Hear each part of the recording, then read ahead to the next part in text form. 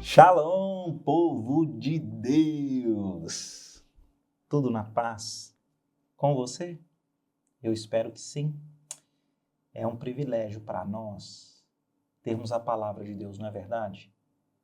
Isso sempre vem à minha mente. Nós não nos reunimos para falar das nossas experiências, pensamentos, ideias.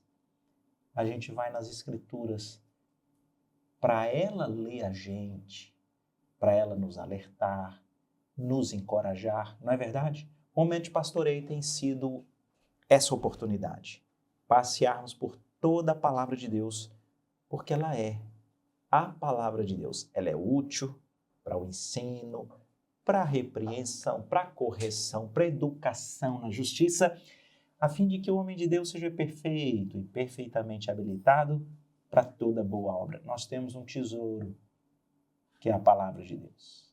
Então, com isso, eu quero te animar a nós continuarmos firmes, mesmo que seja no livro das Crônicas. Nós estamos aqui nesses primeiros capítulos, nome, cada coisa, pois você sabe que é muito legal, porque a gente pesca detalhes que comunicam verdades preciosas para nós. Com esse encorajamento, quero te convidar para nós louvarmos o nome do nosso Senhor juntos e voltarmos aqui para seguirmos na agenda diária de Deus conosco. Vamos louvar?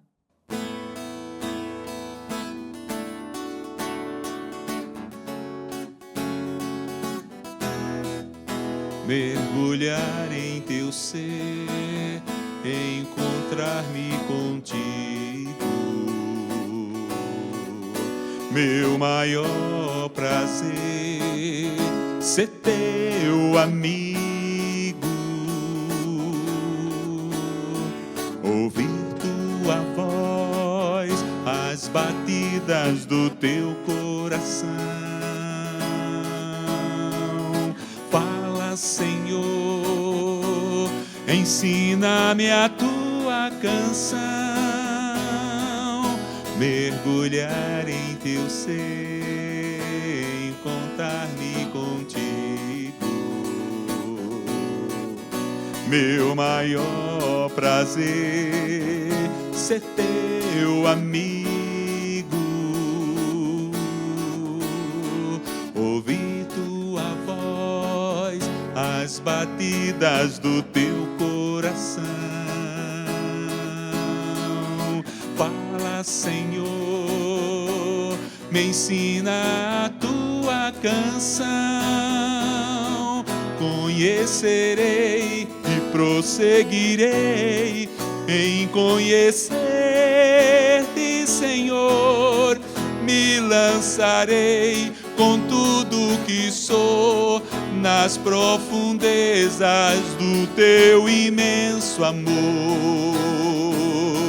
Te amarei com meu coração, com todas as minhas forças, e cantarei louvores a ti, meu Deus, meu Redentor.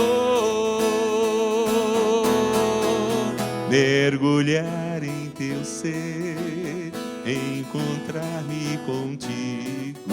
Meu maior prazer, ser teu amigo, ouvir tua voz, as batidas do teu coração. Fala, Senhor, ensina-me a tua canção. Conhecerei e prosseguirei em conhecer-te, Senhor. Me lançarei com tudo que sou nas profundezas do teu imenso amor. Te amarei com meu coração, com todas as minhas minhas forças e cantarei louvores a ti, meu Deus, meu Redentor. Conhecerei e prosseguirei em conhecer-te, Senhor. Me lançarei com tudo que sou nas profundezas do teu imenso amor. Te amarei com meu coração, com todas as minhas forças, e cantarei louvores a ti, meu Deus, meu Redentor. A ti, meu Deus, meu Redentor.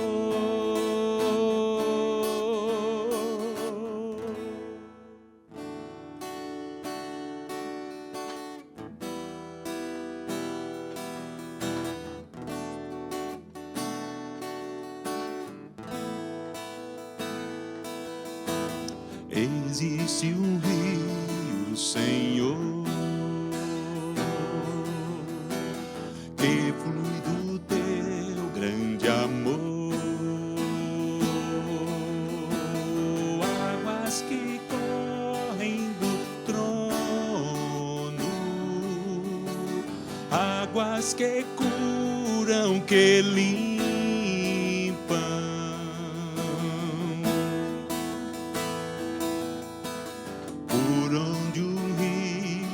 Passar,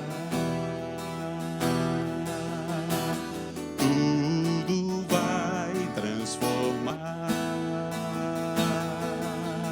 pois leva a vida do próprio Deus, e esse rio está neste lugar.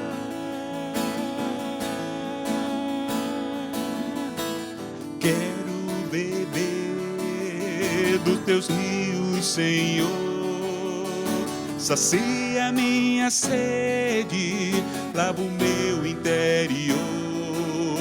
Eu quero fluir em tuas águas, eu quero beber da tua fonte, fonte de águas vivas. Tu és o rio, Senhor.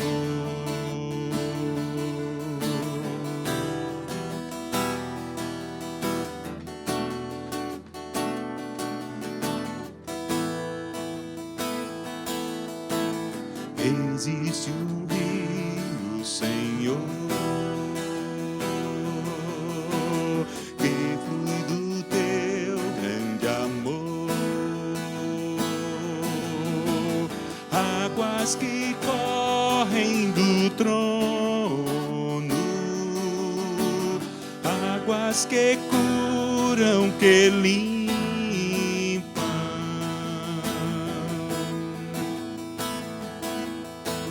Por onde um rio passar,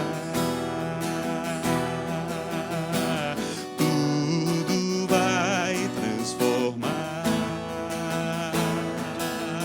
pois leva a vida do próprio Deus. Este rio está neste lugar.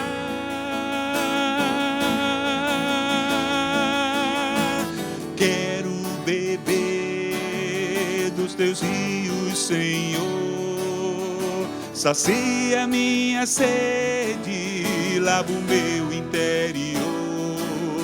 Eu quero fluir em tuas águas,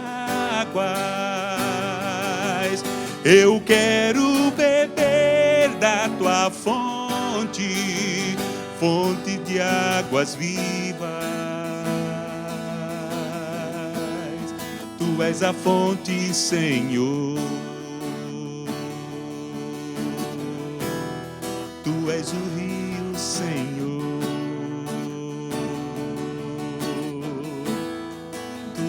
minha fonte, Senhor. Eita, que bênção, privilégio nosso louvarmos e entoarmos hinos ao Senhor, não é isso? Bem, chegamos no capítulo 7 de 1 Crônicas. Acredito que até o 9 a gente ainda vai aqui, ó, genealogia. Nós temos no capítulo 7 os descendentes de Issacar. Issacar era um dos 12 filhos de Jacó, que teve o nome trocado para Israel. Então Issacar é uma das 12 tribos. Temos os descendentes de Benjamim e temos os descendentes das chamadas meia tribo de Manassés e meia tribo de Efraim. Por quê? Porque Manassés e Efraim são os filhos de José. José não é um dos 12 filhos de Jacó, de Israel? José não é aquele que foi para o Egito e foi usado por Deus para salvar a sua família? Pois bem, ele teve 2 filhos, Manassés e Efraim, lá no Egito. E eles então entram nessa divisão como a meia tribo de Manassés, a meia tribo de Efraim, que em tese seria sobre esse guarda-chuva de José. Como que é o jeitão do capítulo? Daquele jeito da genealogia. Ele começa, os filhos de Issacar foram Tola, Puá, Jazub, Sinrom, 4 ao todo. Os de Tola, Uzi, Refaías, Jeriel, Jamai, Ibissão, Samuel.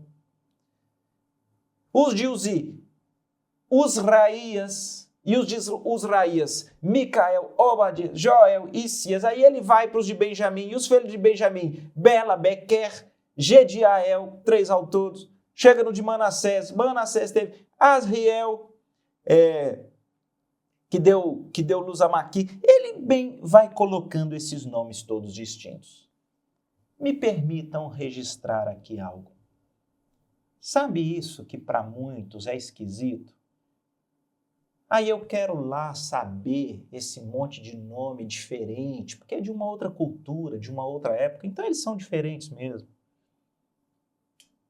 Bem, talvez sejam nomes estranhos. Talvez você possa achar que não quer nem saber. Mas eu ouvi um pregador fazendo uma pergunta. E se você soubesse que numa lista enorme de nomes, todos muito estranhos, alguém te dissesse o seu nome completo está lá? Isso te chamaria atenção? Isso te animaria a pegar aquela lista? Isso te animaria a ler e buscar com lentes para encontrar o seu nome? Eu acredito que sim. Não é assim que a gente faz quando tem uma foto de um grupo grande e a gente está na foto? Vamos direto ali procurando. Para mim, o que a genealogia, uma das coisas que ela mostra, é que assim como para nós, quando é o nosso nome, é algo muito importante, porque a nossa vida, a nossa identidade, é algo que trata de nós, está ali. Assim como para nós o nosso nome é muito importante, Deus está dizendo que as pessoas são importantes. Deus tem caminhos individuais com cada pessoa. E Deus, que é o Todo-Poderoso, Ele conhece Puá, Jazub, Sinrom, Uzi, Refaías, Jeriel, Jamal, Ibissão. Ele conhece. A história de Deus é uma história que perpassa a vida daqueles que eu vou chamar de anônimos da história. Nós lemos muito desses nomes e nós não conhecemos tudo o que está acontecendo.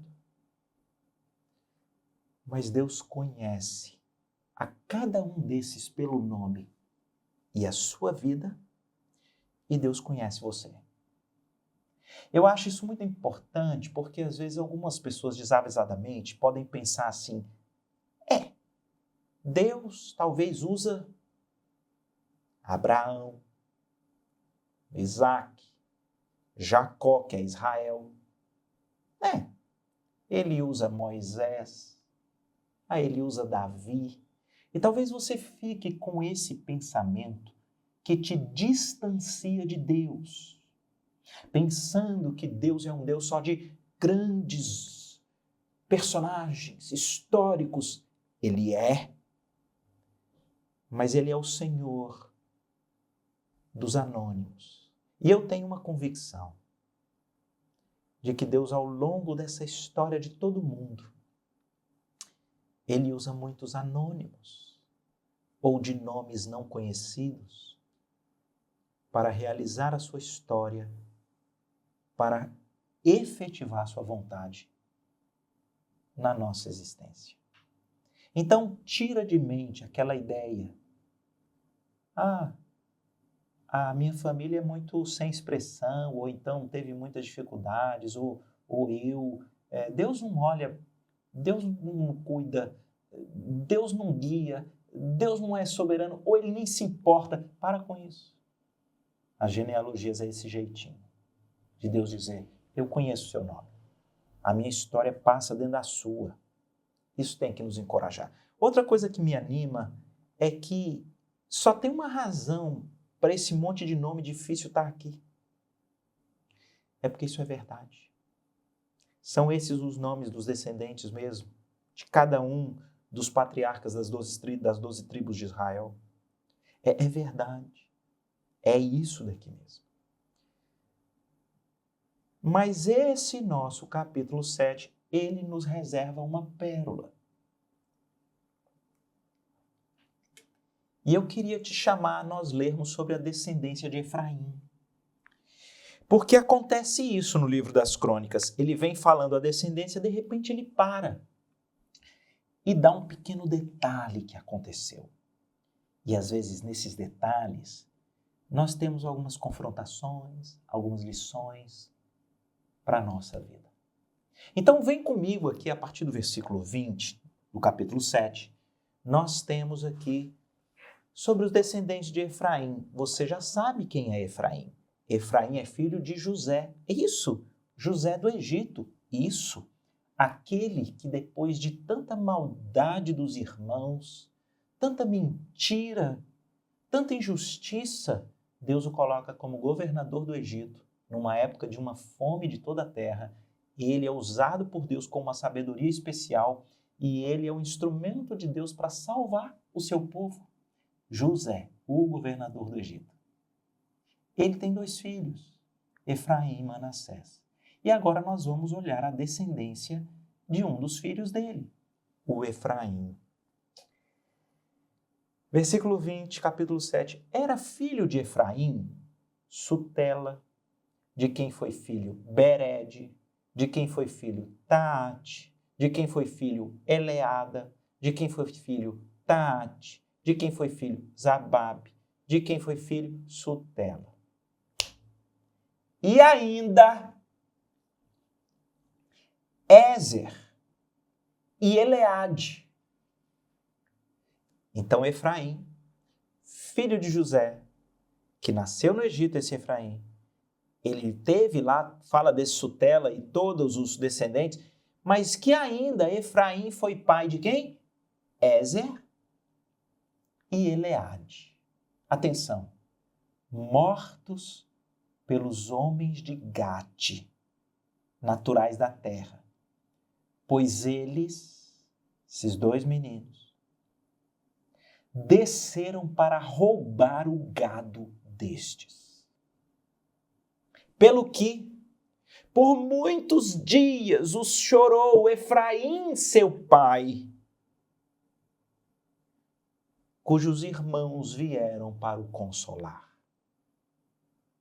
Depois, coabitou Efraim com a sua mulher, e ela concebeu e teve um filho, a quem Efraim pôs o nome de Berias, porque as coisas iam mal na sua casa.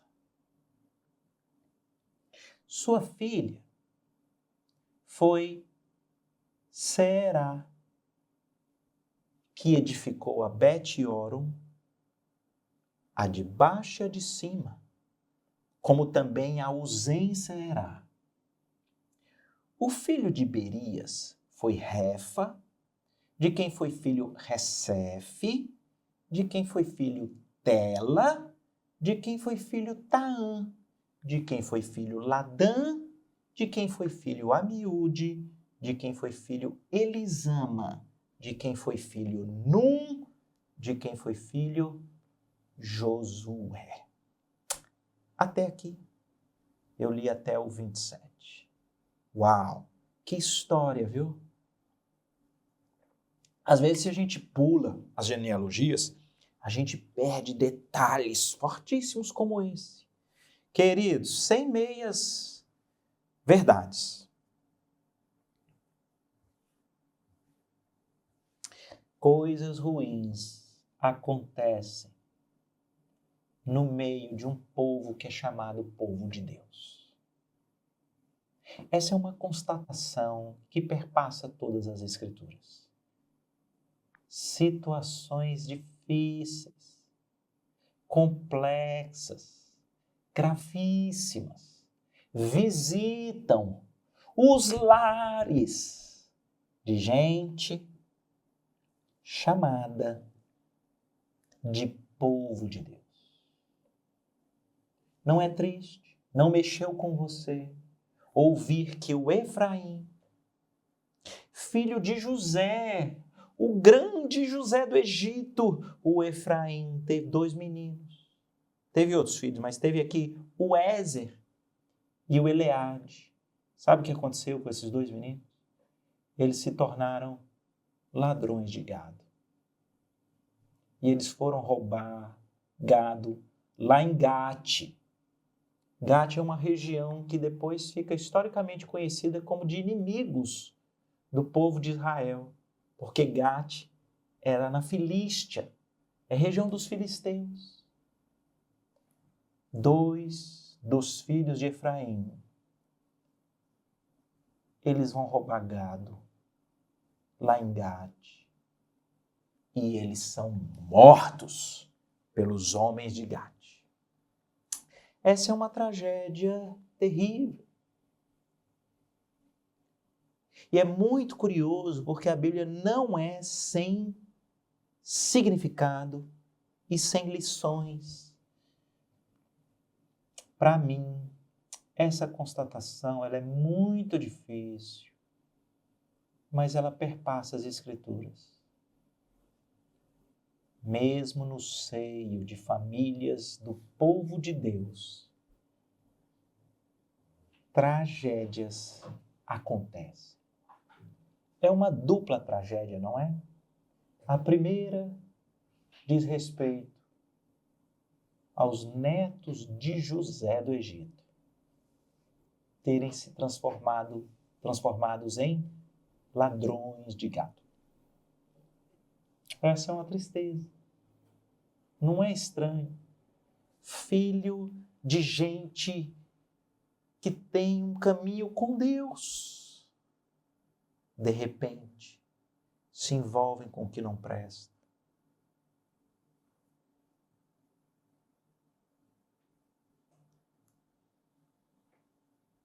Coisas terríveis ocorrem às vezes em lares que têm uma identidade como o povo de Deus. A segunda tragédia é que eles foram assassinados. Eles morrem. Queridos, não me parece que seja natural filhos morrerem antes dos pais. Não é a expectativa de ninguém que tem filhos. Imagina, essa que é uma situação dramática de pai e mãe enterrar filho. Não é natural.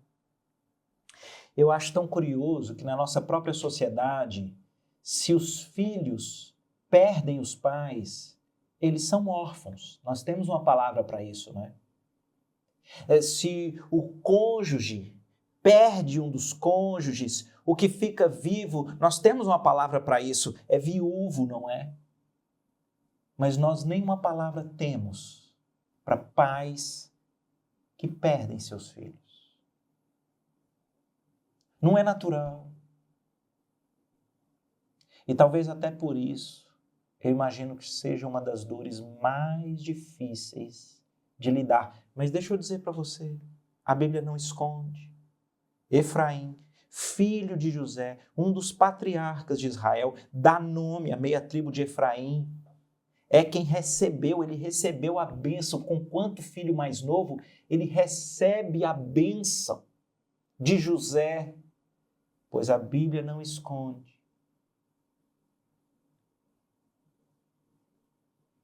Efraim teve que enfrentar uma das maiores dores que alguém pode enfrentar, que é de enterrar os próprios filhos.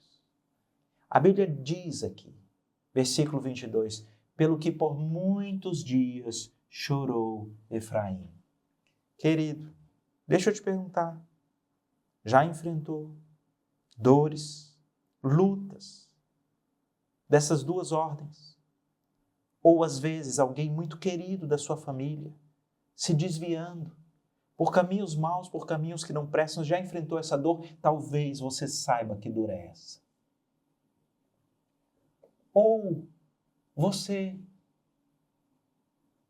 que enfrentou talvez uma das piores dores que alguém pode enfrentar, que é o de perder os próprios filhos, enterrá-los. Será? Isso já aconteceu com você? Se sim, talvez você sabe o que significa. Talvez uma das maiores dores que alguém possa enfrentar, que é o luto por enterrar o próprio filho. Queridos, essas coisas, elas são muito duras, elas são dolorosas, elas trazem tristeza. E o choro, ele é um caminho natural. Efraim chorou muitos dias. Não há problema no choro, Deus conhece a nossa estrutura. Mas qual é o problema? É quando nós não conseguimos nos desvencilhar, nos desgarrar da dor. E ela se torna uma âncora. Uma âncora que nos amarra naquela história do passado.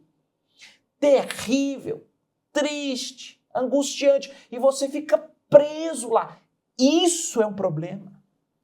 A Bíblia chega a dizer que o choro pode durar uma noite inteira, mas de manhã tem que vir a alegria do Senhor, porque as misericórdias do Senhor se renovam a cada manhã e elas são a causa de não sermos consumidos. Eu quero aqui estar com você, que tem memórias muito dolorosas de visitas da tragédia na sua história, na sua família, no seu passado. Não fique lá.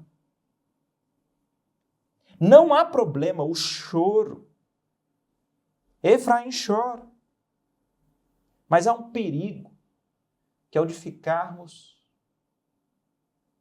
adoecidos, cauterizados pelas tragédias que um dia nos visitaram.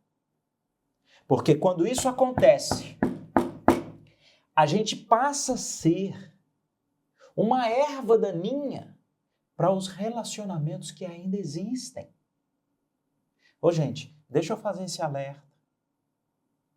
Eu vou pegar o exemplo como nós temos aqui, às vezes, pais que lidaram com dores terríveis de filhos desviados. De repente, por conta daquela dor, eles perdem o privilégio e a alegria do convívio como pais com os outros filhos aqui, que estão juntos, que caminham com ele. Ele se abraça àquela dor. Ele não só chora amargamente, mas ele não se desvencilha daquilo e ele passa a adoecer os relacionamentos que ficam. Pois eu acho que é isso que acontece aqui no texto. Porque Efraim chorou, os irmãos vieram consolar. Olha aqui a bênção de nós termos pessoas ao nosso redor que possam nos consolar. Esse é um papel de quem faz parte do corpo de Cristo. É do consolo, mas aconteceu uma coisa aqui que revela muito do que ficou no coração de Efraim. Ele teve um outro filho. O texto aqui, a partir do versículo 26, diz que ele teve um outro filho e diz o texto que ele lhe chamou Berias. Porque as coisas iam mal na sua casa. Vem comigo aqui. Se ele chora muitos dias, Se ele perde os filhos, aí depois disso, ou seja, da morte dos filhos nós temos um tempo. Depois disso, ele coabita com a sua mulher, ela concebe e tem um filho. Nós estamos então pelo menos aqui 10 meses depois. 10 meses depois. E Efraim, ele está como que com uma âncora, preso naquela dor. E ele imprime um carimbo no próximo filho. E ele dá a ele um nome de tragédia. É muito forte porque você sabe que aqui no Velho Testamento os nomes têm muitos significados. E a Bíblia explica, ele chamou o menino de Berias porque as coisas iam mal na sua casa. Querido, isso é um alerta para mim e para você. Se de um lado é inevitável que coisas ruins ocorram, que situações desgostosas, desgastantes, desafiadoras ocorram no seio das nossas próprias famílias, de outro lado nós temos aqui um alerta. Ficarmos presos ao passado, presos à tragédia, pode nos fazer ervas daninhas. Em que sentido? A gente envenena o futuro. Efraim tem um filho depois que aqueles primeiros falecem e foram ladrões de gado. E ele chama esse menino de tragédia, porque as coisas iam mal na sua casa. Não conseguiu virar a página. Não conseguiu desvencilhar. E esse é um erro que as Escrituras estão aqui nos alertando. Como que você lida, querido, com essas situações muito difíceis que ocorreram no passado? Elas ainda te dominam? Você se tornou um veneno para os relacionamentos que ainda continuam? Você destila dor, tragédia, angústia? Pode ser que você esteja ancorado nessa tragédia do passado e talvez sem ser o seu desejo, você está envenenando os relacionamentos que existem. Efraim, no mínimo 10 meses depois, porque ele diz que depois coabitou com mulher, isso pode ser muito tempo. Ele carimba o novo menino para dizer, vai ser tragédia igual aos outros. Vai ser desgosto igual aos outros. E ele carimba porque as coisas iam mal na sua casa. E aqui tem mais um aspecto que me ajuda a pensar que Efraim, ele caiu nesse que é um perigo, que qualquer um de nós que já enfrentou alguma dor muito grande no passado pode cair. Olha o que o texto diz. Ele teve o Berias e deu esse nome a ele de tragédia, porque ele estava mal. Mas o versículo 24 diz assim, a sua filha, a filha de Efraim, ele deu o nome de Será. Será. O que significa Será? Parente. Vê que nome mais eu vou chamar de indiferente para um filho, né? Nascer essa menina. Ele deu assim, parente. Para o menino, tragédia. Por quê? Está ancorado no passado. A menina, uma parente. Olha o que o texto diz. Será, que é uma filha, edificou a Bet-Horon, a de baixo e a de cima, como também a Uzen-Seerá. Meu Deus! É só um versículo pequeno, mas ele diz uma coisa que é interessante. Essa menina de Efraim é uma empreendedora. Nós não sabemos muito bem os detalhes, mas ela cresceu. Na verdade, ela se tornou a edificadora de 3 cidades. Porque a Bet-Horon, a de baixo e a de cima, dando dica de que são 2 cidades distintas, e ainda Uzen-Seerá. E aqui eu vou fazer talvez uma extrapolação que não está no texto.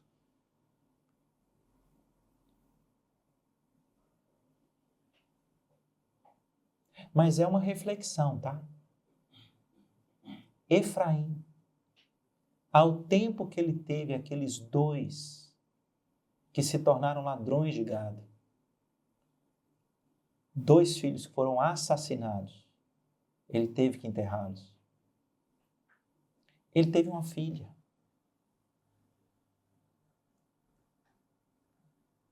Uma bênção. Trabalhadora, visionária, aguerrida, empreendedora. Gente que faz. A filha de Efraim edifica 3 cidades. Não obstante, ele tem mais um menino. E ele dá o nome desse menino, que é um carimbo com significado de tragédia, de dor, de desgosto. Deixa eu, nessa minha extrapolação, tentar fazer uma aplicação aqui para você. Eu estou fazendo a maioria das aplicações nessa relação de pais com filhos, porque é a natureza do enredo que nós estamos lendo. Mas esses aqui são princípios para nós refletirmos para aquelas nossas relações mais próximas. Qual é o princípio que eu quero te falar aqui? Às vezes, por conta de uma profunda decepção com um dos filhos, uma grande tragédia, você é absorvido por aquela dor, você não se deleita, você não consegue ter alegria, satisfação com o outro que está indo bem. Isso não é incomum. Isso ocorre quando, por exemplo, quem sabe, dos filhos adoece, tem alguma dificuldade. Às vezes os pais ficam tão absorvidos por aquela dor, por aquela complicação, e eles perdem de vista um outro filho que está ali do lado. Às vezes já não dedica o tempo, já não há o reconhecimento, parece já não haver alegria, porque ele é absorvido. Pode ser por uma doença, pode ser por um mau caminho, pode ser porque houve um luto realmente, e essa história, ela ocorre. Uma tristeza muito grande que você teve, ela traz a reboque um envenenamento das outras relações. De repente você já não se relaciona bem com seus pais por conta de uma dor que viveu, você não se relaciona bem com seus irmãos por conta de uma grande tristeza, dor que viveu, você não se relaciona com outros filhos, você pode se virar uma pessoa amarga. Por quê? Porque raiz de amargura, a Bíblia diz isso, é algo que envenena os outros.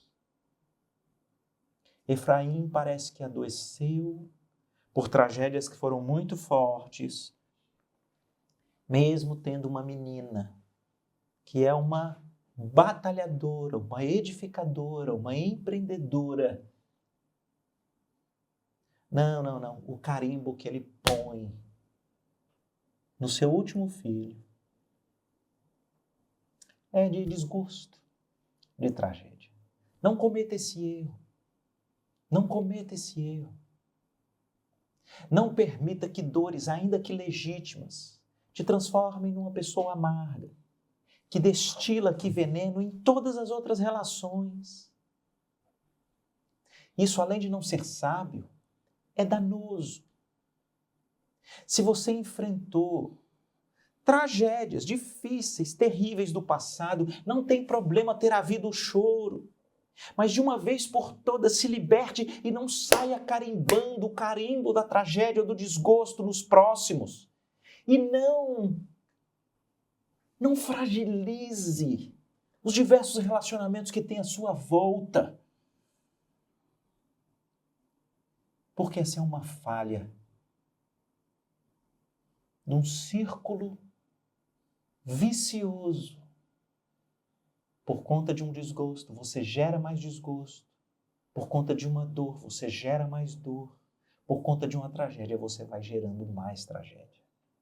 Porque não se engane, pessoas com raiz de amargura, por conta de dores que foram até dores reais, elas acabam sendo o agente que causa a dor no outro. Essa é uma reflexão bem forte. Mas eu preciso terminar. E eu queria terminar de um jeito muito encorajador. O texto diz para nós: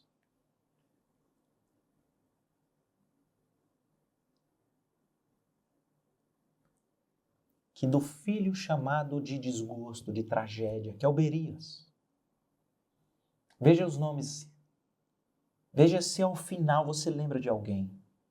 O filho de Berias foi Refa, de quem foi filho Resef, de quem foi filho Tela, de quem foi filho Taã, de quem foi filho Ladã, de quem foi filho Amiúde, de quem foi filho Elisama, de quem foi filho Num, de quem foi filho Josué.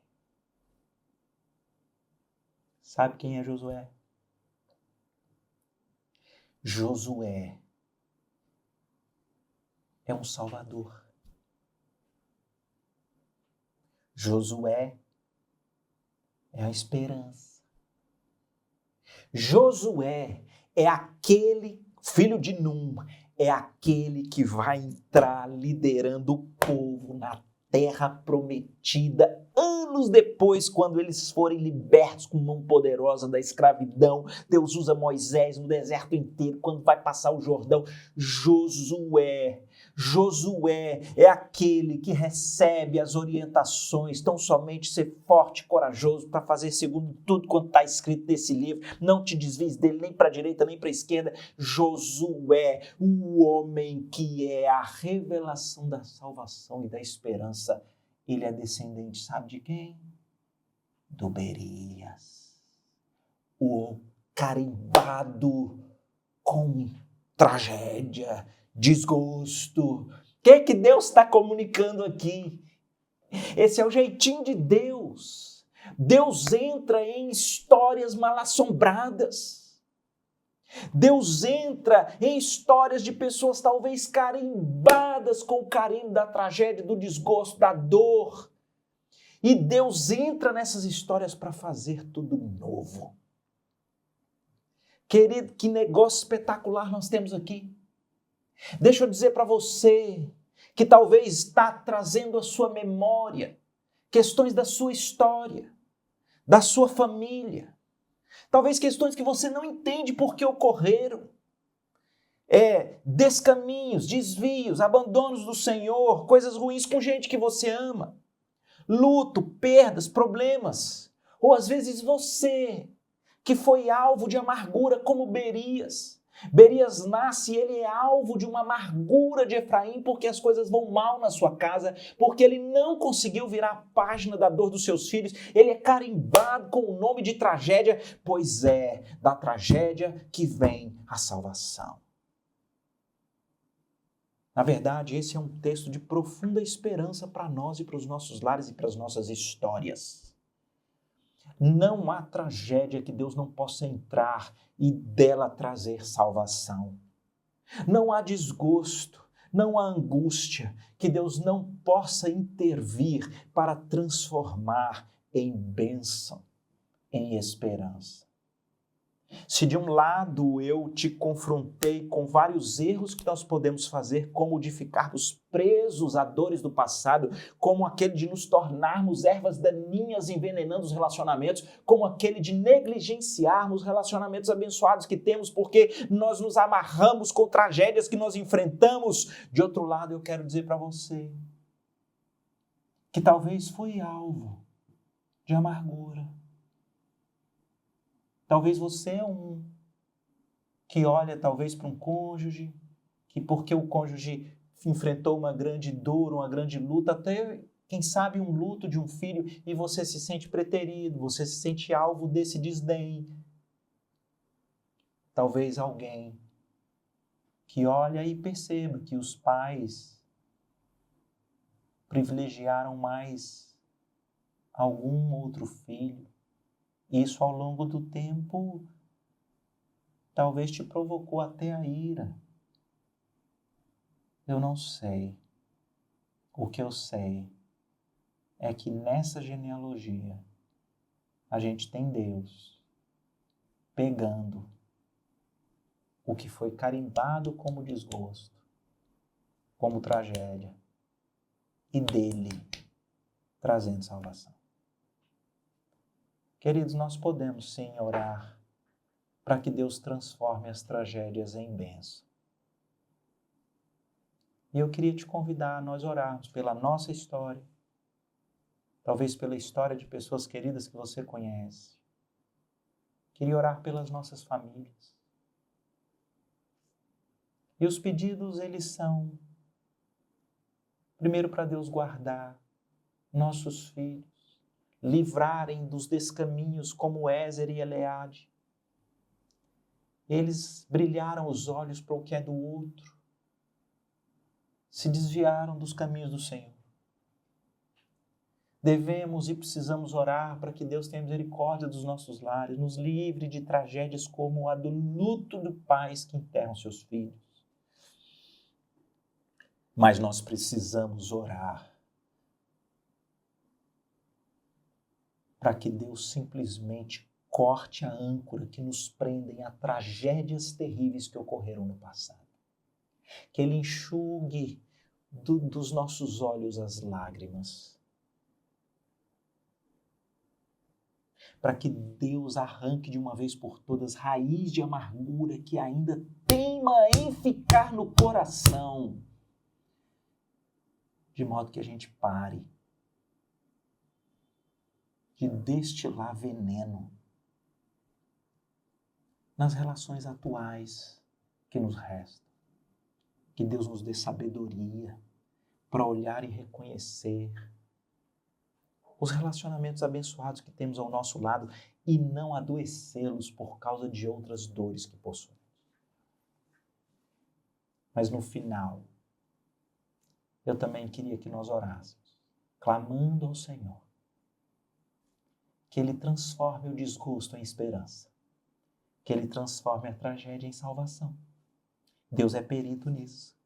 É exatamente o que o texto sinaliza que Deus fez. Vamos orar? Pai, que livro enigmático e curioso é o livro das Crônicas. Que impactantes são as genealogias. O Senhor tem histórias individuais com todos nós. Mas o Senhor resolveu abrir uma janela aqui na descendência de Efraim para falar conosco. E de uma vez por todas trazer esperança ao nosso coração. De um Deus que transforma a tragédia em salvação, desgosto em esperança. De um Deus que pode ser poder para nos livrar de erros terríveis, como de sermos destiladores de veneno por conta das dores trágicas que vivemos no passado. Por favor, nos livra disso, Pai. Nos ajude a virar a página da história que jamais nós quisemos, mas virarmos no poder de quem se submete ao senhorio do Senhor, que é o Deus Todo-Poderoso e que tem todas as histórias nas mãos. Que o Senhor traga esperança aqui a corações que andam desesperançosos com essa história. De Iberias, o Senhor traz salvação. Pai, tem misericórdia dos nossos lares. Por favor, repreende o mal. Guia-nos nos teus caminhos, nos proteja, nos livra, mas ponha os nossos olhos no Senhor e resgata-nos o coração de qualquer questão mal resolvida, para que a gente viva nessa dimensão de pessoas que talvez não entendem as tragédias da vida, mas conseguem se entregar e se submeter ao Senhor, que tem a eternidade nas mãos. Em nome de Jesus. Amém. Quero agora, ao final, me unir com você apresentando os seus pedidos no altar de graça do Senhor. Eu gosto de pensar que essa aqui é uma boa oportunidade que nós temos. A Bíblia diz para orarmos uns pelos outros, não é verdade? Deus gosta que apresentemos todas as nossas petições pela oração e pela súplica, com ações de graça no coração. Queria fazer isso agora com você. Pai querido, O Senhor, Pai, está nos acompanhando aqui agora e sabe essa questão que essa pessoa tão querida está apresentando no teu altar. O Senhor sabe. Se alguém, Pai, que está pedindo a tua ajuda para de uma vez por todas cortar essa âncora que prende a dores antigas, por favor, Pai, traz essa libertação. Recheada de sabedoria, de um novo jeito de se relacionar com as pessoas agora à volta, para abençoar e não para envenenar. Quero, Pai, me unir àqueles que estão clamando por gente muito preciosa que está em caminhos maus. Ó Deus, por favor, enquanto é tempo, abre os olhos espirituais para arrependimento, para retorno, para salvação. Ó Pai querido, aqueles que carregam algum trauma porque de onde esperava reconhecimento, amor, acolhida, recebeu raiz de amargura, talvez desdém. Visita, Pai, para que sejam libertados também e de alguma forma percebam que às vezes no meio de enredos de desgosto, o Senhor é perito para trazer esperança e salvação. Quero interceder por aqueles que estão com problemas de saúde. Tem misericórdia, Pai, em nome de Jesus, abençoa a saúde. Quero interceder por aqueles que clamam por uma porta de emprego, Pai. Ouve a oração, guia da forma que mais glória traz ao teu nome. Tem misericórdia da igreja do Senhor Jesus, da nossa cidade, do nosso estado, do nosso país. Em nome de Jesus. Amém. Deus te abençoe.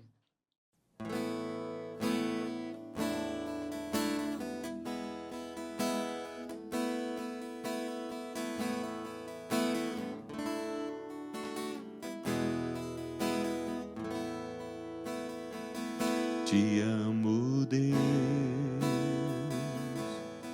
tua graça nunca falha.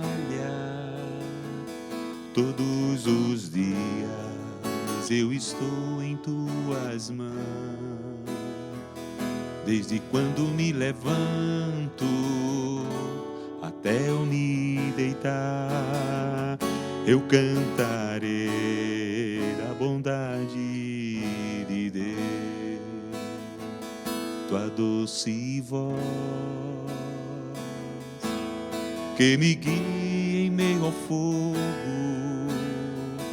na escuridão, tua presença me conforta. Sei que és meu Pai, que amigo és. Eu vivo na bondade de Deus. És fiel em todo tempo. Em todo tempo tu és tão bom. Com todo o fôlego que eu tenho, eu cantarei da bondade de Deus. Tua doce voz que me guia em meio ao fogo, na escuridão, tua presença me conforta. Sei que és meu Pai, que amigo és. Eu vivo na bondade de Deus. És fiel em todo tempo. Em todo tempo tu és tão bom. Com todo o fôlego que tenho, eu cantarei da bondade de Deus. És fiel, Senhor, és fiel em todo tempo. Em todo tempo tu és tão, tão bom. Com todo fôlego que tenho, eu cantarei da bondade de Deus. Tua bondade me seguirá, Senhor. Tua bondade me seguirá, Senhor. Eu me rendo a ti, te dou o meu ser, entrego tudo a ti. Tua bondade me seguirá, Senhor. Tua bondade me seguirá, Senhor. Tua bondade me seguirá, Senhor. Eu me rendo a ti, te dou o meu ser, entrego tudo a ti. Tua bondade me seguirá, Senhor. És fiel em todo tempo. Em todo tempo tu és tão, tão bom. Com todo fôlego que tenho, eu cantarei da bondade de Deus. Eu cantarei da bondade de Deus.